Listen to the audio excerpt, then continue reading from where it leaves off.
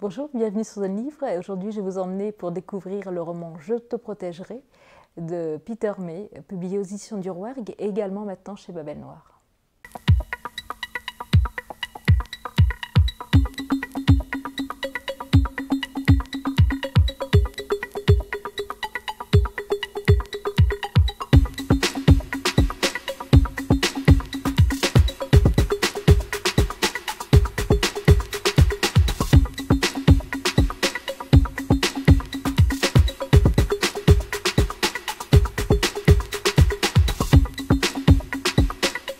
Dans Je te protégerai, le roman commence au cœur de Paris. Nous sommes avec une jeune femme qui s'appelle Niamh Macfarlane.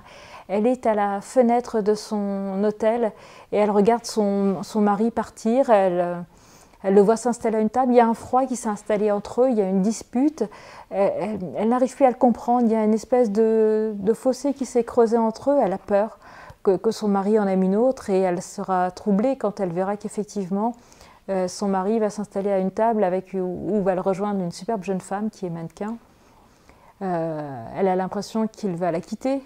Et alors que le couple s'éloigne, elle va le poursuivre en se disant que si elle ne va pas le rejoindre, c'est peut-être sa vie tout entière qui va basculer aujourd'hui.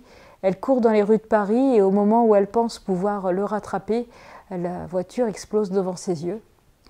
Impossible de retrouver son mari, tout vient de s'arrêter. La police l'interrogera à la fois en tant que femme de victime, mais est-ce qu'elle peut être coupable de quelque chose? Son mari et elle travaillaient dans le milieu de la mode, plus exactement, ils ont fabriqué un tissu qui vient d'Écosse. Ce tissu est très renommé, donc les médias vont s'emparer un peu de tout ce qui se passe, et elle va devoir retourner sur l'île d'où ils viennent, cette petite île de l'archipel des Hébrides, avec toute la tension qu'il peut y avoir, car on va retourner aussi dans leur histoire familiale, dans leur histoire de couple. Ils se sont rencontrés quand ils étaient enfants, il l'a sauvée alors qu'elle a failli se noyer, et alors que personne n'intervenait. À l'époque, il y avait besoin de ramasser de la tourbe, c'était leur seul moyen de subsistance, et lui est venu la chercher. Il y a eu un lien qui s'est créé entre eux, mais entre leurs familles, il y a une vieille histoire qu'on ne connaît pas au départ. Il y a un petit côté Roméo et Juliette dans leur destin, donc on se demande s'ils pourront être réunis. Quand on est dans l'enfance, elle raconte le récit à la première personne, donc on est vraiment dans l'immersion. Par contre, quand c'est à l'époque actuelle, au moment du drame, ça sera à la troisième personne, plus de recul. Donc on ne peut pas s'empêcher de dire, est-ce qu'on doit se méfier d'elle? Est-ce qu'elle est coupable d'avoir fait quelque chose?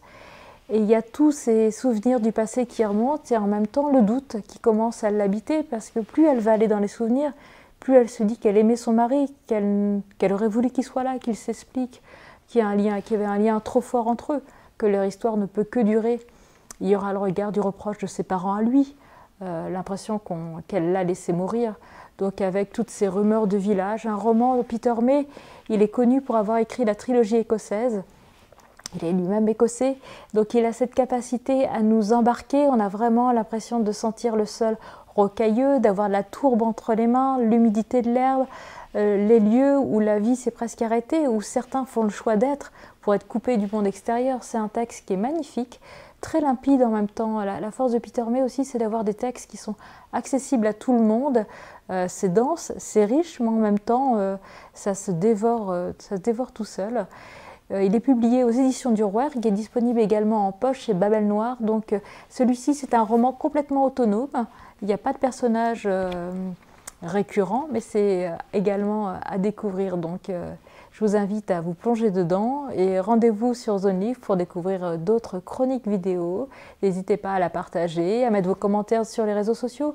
Je pense que beaucoup d'entre vous ont déjà lu la trilogie écossaise. Est-ce que vous avez également testé ces romans qui se passent en Chine ? Ces romans qui se passent dans le Bordelais. J'aurai l'occasion de vous faire des chroniques vidéo à ce sujet aussi, avec un Écossais qui aime bien boire et qui aime bien les femmes.